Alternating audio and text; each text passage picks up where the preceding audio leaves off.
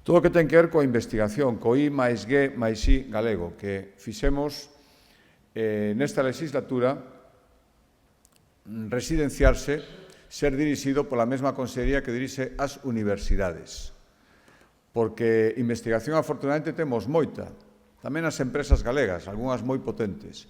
Pero o que nos amosou a experiencia durante estes anos é que o máis importante naceu sempre no ámbito universitario. E dai sale moitas cousas, despois está o tema da transferencia do coñecemento, que non é nada sinxelo, pero todo o importante,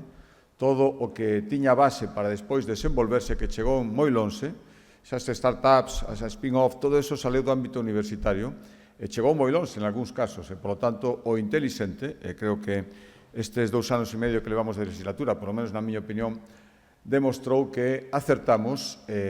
entendendo que o I máis G máis I galego, eses centros de excelencia que temos que dependen das universidades na súa gran parte, debe relacionarse moi directamente co ámbito universitario dende a Xunta de Galicia. A gratuidade da matrícula, somos pioneiros, creo que isto é algo que nos ten que facer sentirnos especialmente orgullosos. En Galicia, a educación pública gratuita, dende o principio,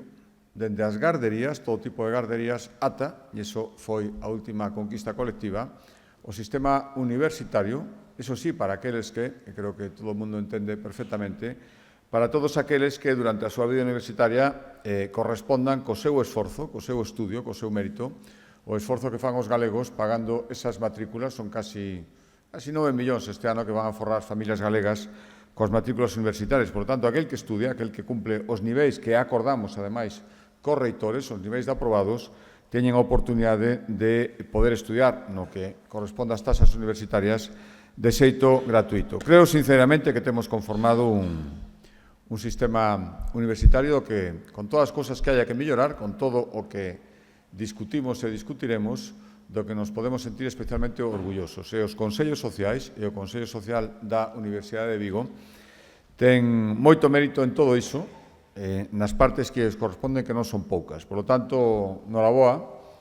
Ernesto, que en 30 anos houbera 3 presidentes nada máis, iso fala moito da estabilidade das institucións e das boas relacións que hai entre